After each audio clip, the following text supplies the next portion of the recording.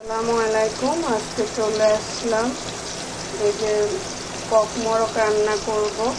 যে দিয়ে দিচ্ছি আদা বাটা, রসুন বাটা দিয়ে দিয়েছি। বাইরে প্রচণ্ড বৃষ্টি হচ্ছে। এই যে এখন দিয়ে দিচ্ছি মশলা। এই যে এখন দিয়ে দিব হলুদের গুঁড়ো। হলুদের গুঁড়োটা দিলে আপনার ওই যে মশলাটা কম বেশি বোঝা যায়।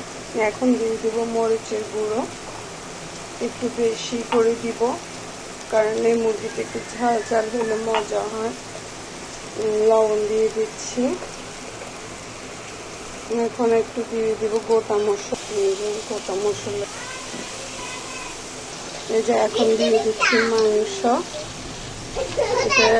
লাল যে আজকে আমার শাশুড়ি আসবে, তাই লাল মোরগটা রান্না চলতেছে।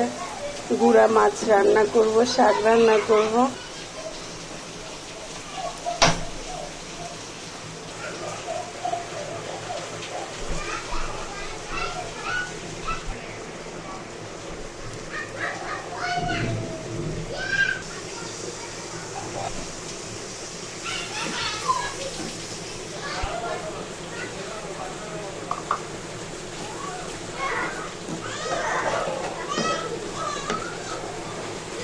যে বাইরে অনেক বৃষ্টি হচ্ছে, আর এখানে আমি রান্না করতেছি আরামসে। এখন রান্না করতেছি কাচকি মাছ। এটা পুড়তে কষ্ট, খাইতে 1 মিনিটও লাগে না।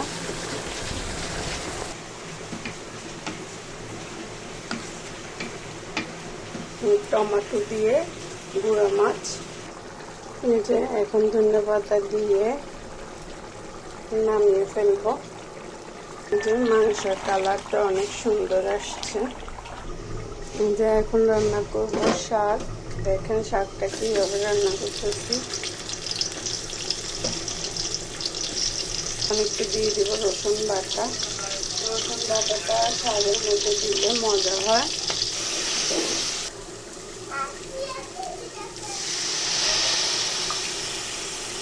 এইভাবে শাক খান কিংবা বুটের ডাল। এখন দিয়ে দিচ্ছি আলু। যে এখন দিয়ে দিব আসল জিনিস শাকের, এই যে শুটকি। এই যে আলু, শুটকি, বুটের ডাল দিয়ে এই যে কলমি শাক। কারা কারা এইভাবে শাক খান আমাকে বলবেন। এই যে শাক, গুঁড়া মাছ, আর এই যে লাল মুরগি। আমার শাশুড়ি আসছে, তাই আমার শাশুড়ি এই জিনিসগুলো অনেক পছন্দ করে, তাই রান্না করলাম।